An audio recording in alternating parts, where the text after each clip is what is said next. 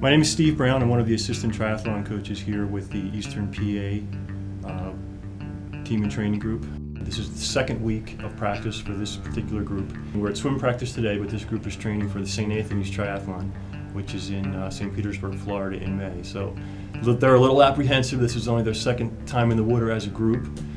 And we get a mixed bag of, if you take a look at the abilities in the water, we get people who are really struggling to get through a lap or two, and we get people who obviously come from a swimming background. And you know what? That's fine.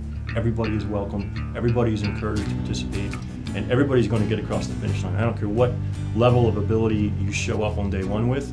By the time your race is here in May or whatever the season might be, you're going to be a finisher and you're going to have a great time. One of the most rewarding things is when I get somebody showing up for swim practice nervous, apprehensive.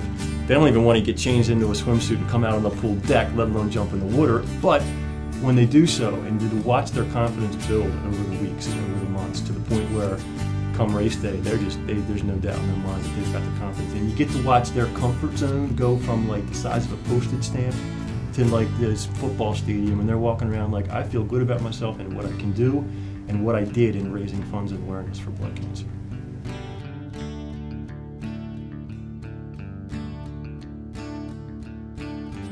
In 2006, I was diagnosed with chronic lymphocytic leukemia myself.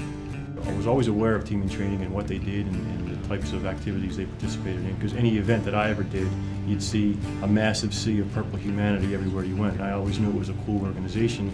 Once I was diagnosed, it was a no-brainer to get involved. I can't even begin to tell you that the bond that I formed with the organization, with the other coaches, but in particular with the athletes, because I'm very passionate about this sport, and I always have been.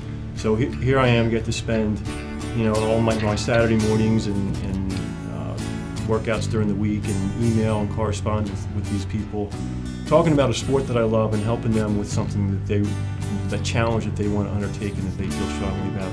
And in exchange, they're raising funds and awareness for my blood cancer. So it's a chemistry, it's a combination that just doesn't get any better. It's just one of those natural marriages that's been incredibly wonderful.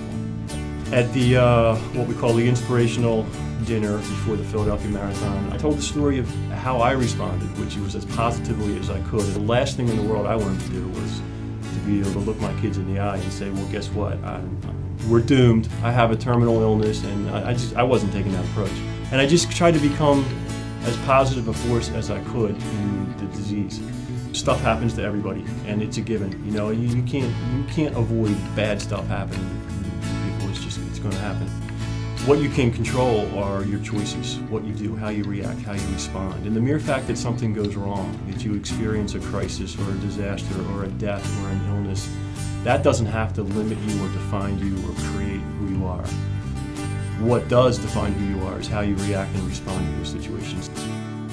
I don't like to be referred to as a hero. Do I like being considered inspirational? Yeah, I do. Like I said, I'd like to be able to use what I've been dealt and turn it around and make it be as positive as I can. And not only help people one-on-one, but help them develop the mindset that they can do the same thing. I don't want to just give them a pep talk and make them feel better about themselves. I want to instill the mindset that says, I can turn this whole concept around into a positive experience. And even though it started out something extremely negative, it can become not necessarily so negative. So I like the fact that I'm considered inspirational.